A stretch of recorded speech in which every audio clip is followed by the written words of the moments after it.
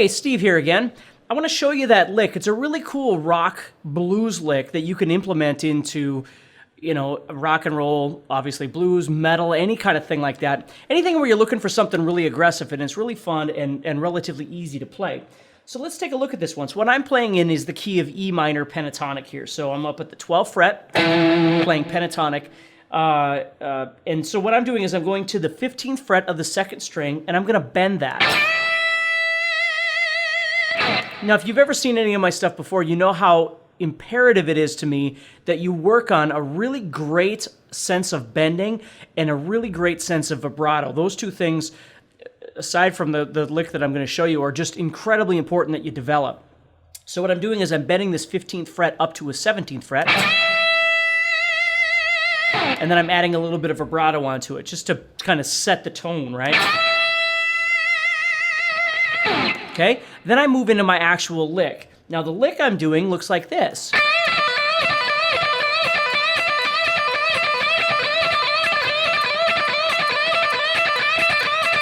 Okay, let me slow it down and show you what I'm doing. I'm going.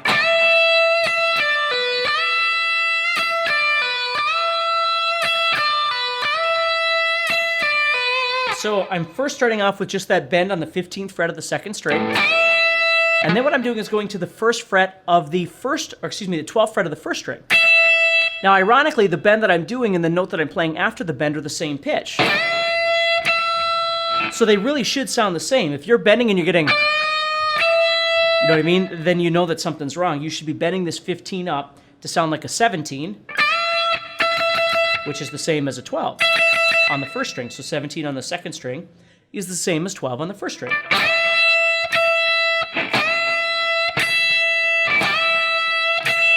Okay, then what I'm doing is I'm doing a pull-off from 15 to 12 on the second string, and I'm doing that with an up strum. So the bend I'm doing is with a down pick. The 12th fret of the first string is also a down pick, and then I'm doing an up pick on the 15.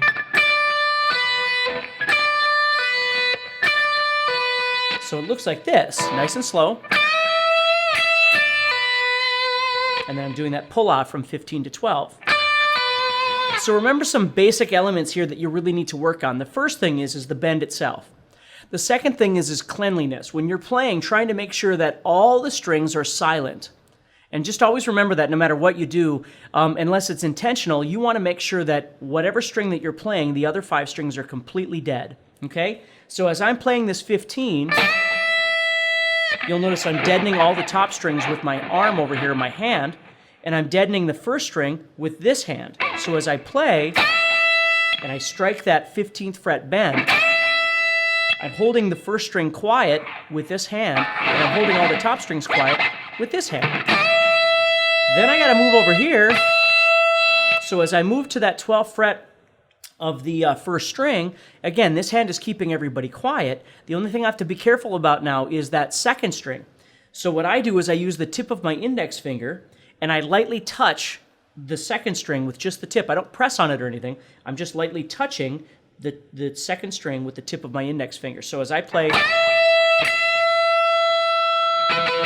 see, it kills that second string. So even though I'm taking my fingers off, you don't hear any sounds. You're not getting, that sort of thing. You're not getting sounds because as I move, I'm just stepping over to that 12 and then deadening out the second string.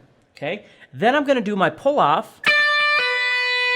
And again, as I do that, I am then deadening the first string with my first finger, or my left hand, however it is that you'd like to do that, deadening all the top strings up here. But once again, I'm always using that little secret, which is touching the string on top of me with the tip of my index finger. So because I'm on the second string right now, I'm deadening out the third string with the tip of my index finger. That way I can kind of protect myself a little bit. Sometimes it's kind of hard to use your right hand to deaden out all the way down to the string that you want, because then your palm gets in the way. So that's what's nice about using the tip of your index finger, is that you can deaden that string right above wherever your action is, and then your right hand can be above that, covering all the additional strings that are up on top of there.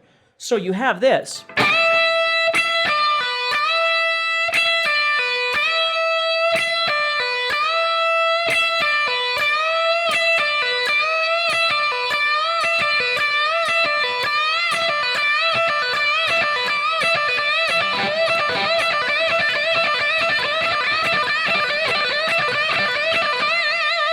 Okay?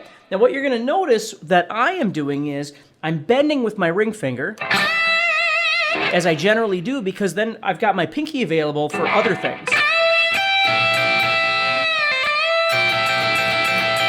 If I bend with my pinky, I don't have anybody available to do stuff like that. So I always try and bend with my ring finger. Okay?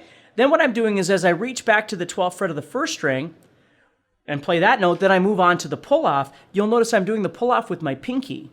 So instead of going like this,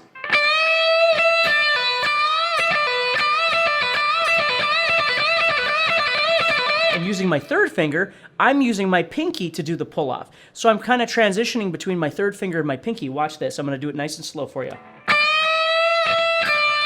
Third finger, pinky. Third.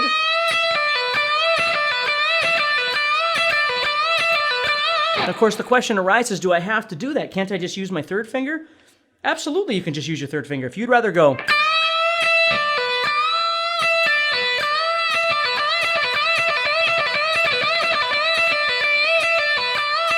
and just use that one finger, that would be perfectly fine too. The goal is for you to figure out what feels most comfortable.